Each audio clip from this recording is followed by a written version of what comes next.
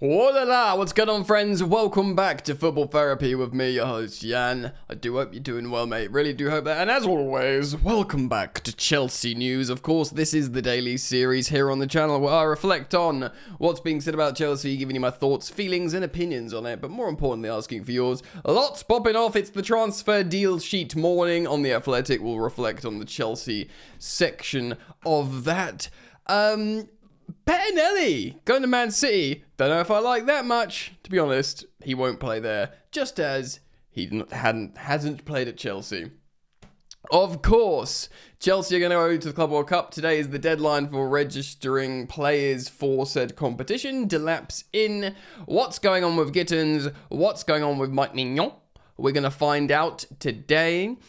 Chelsea believe they can pick up negotiations after this 10-day window closes, because there is another transfer window in just a few days, which is a bit silly, isn't it? But they don't believe they're dead in the water.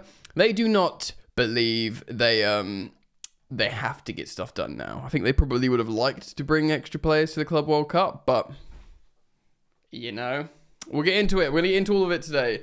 Am I in focus enough? I think I am. Alright, guys. Thank you for joining me as always. Thank you for supporting the content. I do feel the sweet love and support of my viewership here on Football Therapy. Road to 200,000. Gotta get over the line eventually. Come on. Come on. Together. If you watch my content, if you find yourself coming back and you're yet to subscribe, just give me that click of the button, mate. You know? Alright, I feel I'm gonna sit here. I feel like I need to be a little bit more in focus. Ooh, that's a very flattering angle of me, I'd have to say. Big square head there, yes. There we go. That's the sweet spot. And I should just stay like this. God, that's trippy, isn't it? This will go away in just a moment. I should have paused the recording, but here we are. This is real life, baby. First of all, just really quickly, I wanted to mention Donnell McNeilly. He's leaving Chelsea. And he is like the prolific striker at youth level. He scores so many goals. He was like the top scorer at Chelsea Football Club, top to bottom. And yeah, I did speak about this on Instagram briefly. It's a sad one because he scores so many goals, but he's going to reject a contract offer for Chelsea. And I kind of get it. Yeah. I kind of get it. I'll tell you why. Firstly, all Chelsea's first team strikers are young. Nicholas Jackson's young. Liam Delap's like, what, a few, 2-3 years older than Donnell. We're looking at Hugo Ekitike, a really young striker.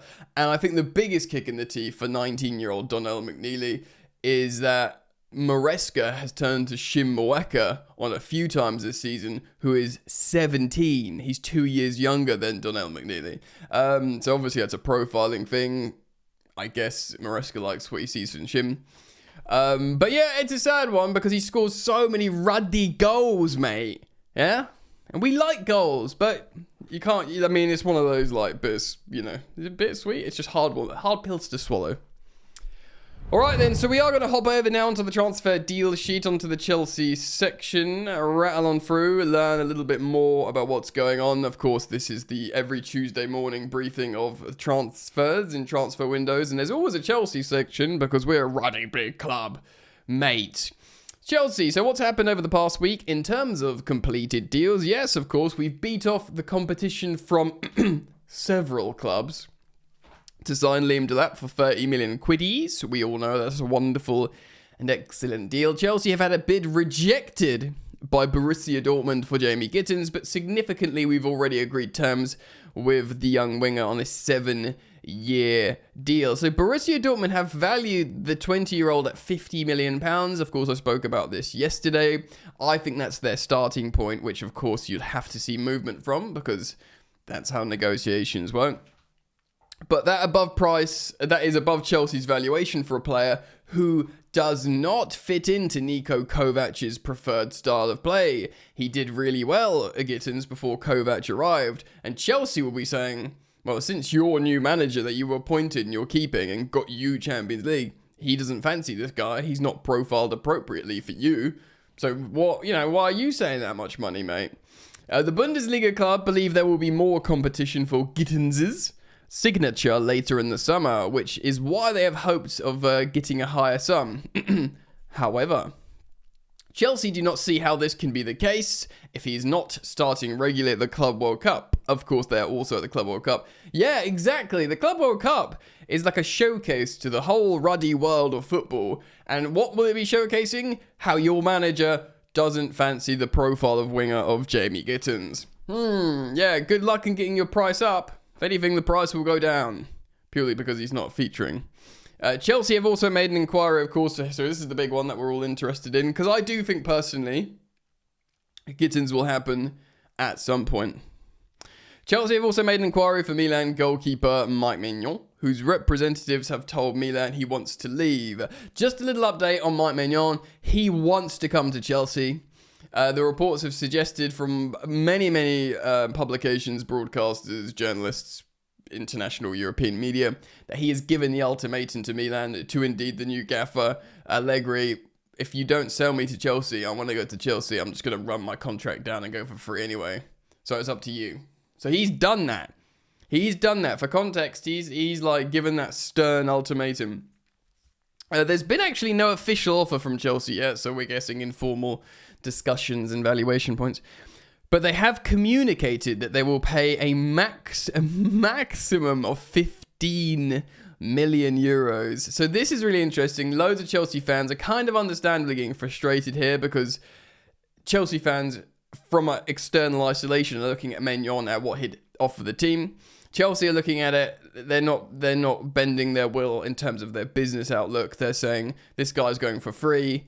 You can have 15 million. You know, he already know his head's not in Milan, so this is not free money because you're selling an asset. But it goes on to say, interestingly here, and this is kind of what I've been speaking about previously in recent videos, Chelsea see the sale of Christian Pulisic to Milan in 2023, a couple of years ago, for 20 million euros. So what's 20 million euros? What's that, like 15 million pounds-ish? It's not much for a player we paid 50 million quid for. But he had 12 months left on his contract, like Mike Maignan. But he was 6 years younger than what Mike Maignan is now. And of course, Pulisic plays in a position that commands higher fees. The further you get up the pitch, if you're a forward, you're going to cost more than a goalkeeper. You know, especially if you're a desired high profile one. Plus, when it comes to Christian Pulisic, he brought immense marketability and brand awareness. Hashtag Captain America. All the, US men's national team fans started watching Milan and buying Milan shirts that said Pulisic on it. So 20 million euros for Pulisic. The Chelsea will be like, yeah, 15 million for Maignan. Take it and thank us. That's their position.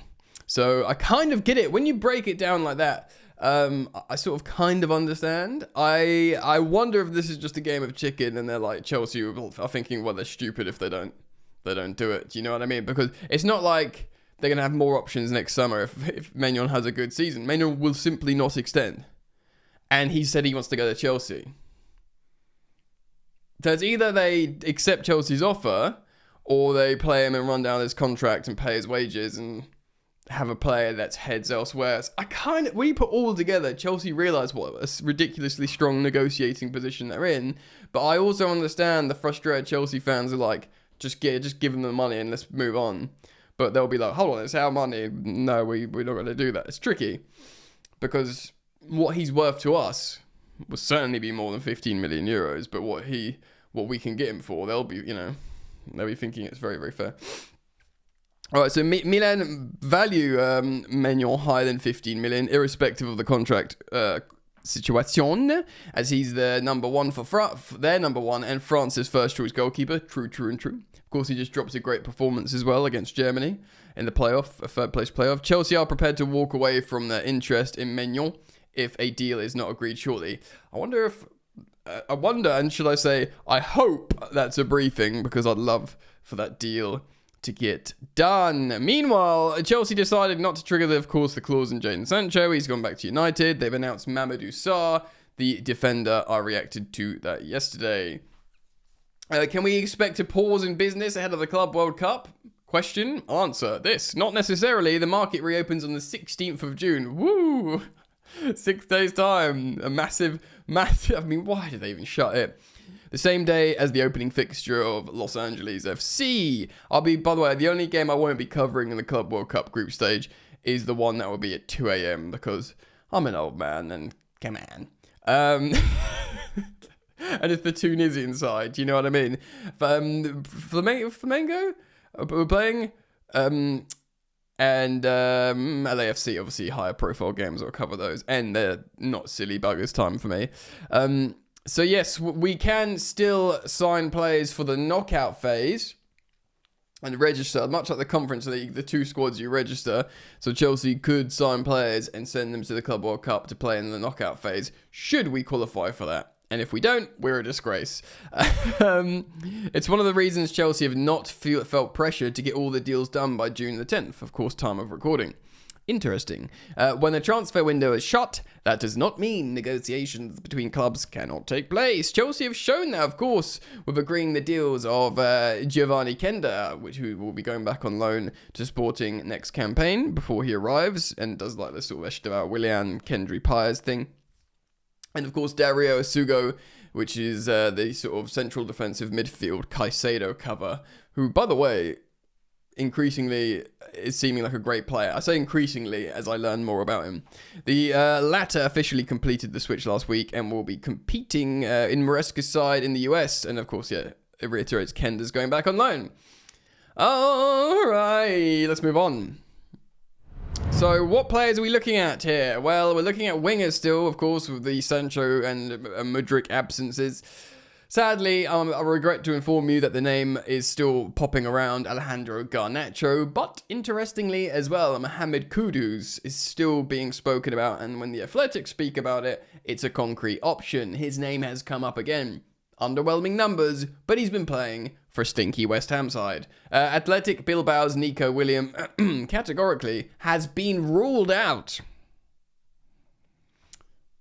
So this is one of those like classic moments in summer transfer windows where it's the Athletic or Ornstein or the Athletic versus Fabrizio Romano. You got Romano saying Chelsea prioritised Nico Williams on some podcast somewhere, and then you categorically the Athletic are saying he's been ruled out. And to be honest, I believe the Athletic, £300,000 a week, no chance for those numbers for that like output. Yeah, he's clearly talented and clutch and stuff, but yeah, they'll be looking at his productivity and be like, no, we're not paying you that. Chelsea have made an inquiry for Ekitike, of course. Currently, we're not prepared to meet the asking price of 100 million euros. I co-sign that. I do not want us to pay 100 million euros for Ekitike, but I do think he'd be an exciting player to sign. And I've also nailed my colours to the mast and saying I would have 3 strikers at Chelsea. A centre-back and goalkeeper will be considered if a good enough player becomes available for the right price, which we've spoken about. You know, this is like opportunism. I do think we'll sign a centre back personally, and also it's hugely. It depends on how Mamadou Sarr performs in the Club World Cup in pre-season, yada yada yada. And of course, we've shown interest in Housen and Magnon respectively, which shows essentially that we're willing to buy these players should they arise, but only on our terms. Goalkeeper Kepa Arrizabalaga is going to join Arsenal, it would seem, for £5 million. That's kind of good. It's basically, he should be at least his book value, if not more. We extended him, so it'll be over his book value, actually. It says £5 million from Arsenal for a player we won't play him. For a player they probably won't play either. Interestingly and rather sadly, backup goalkeeper Marcus Bettinelli is going to Man City. I said he's expected here on the Athletic, but we've heard the here we go on from Romano, the aforementioned, which kind of makes me sad because he's like the boy, isn't he? He's like a leader in the dressing room. He's a really good guy by all accounts. He's the group chat admin, as people joke on social media. You know, he's like one of the strong lieutenants for Captain Reece James. He's genuinely a loss.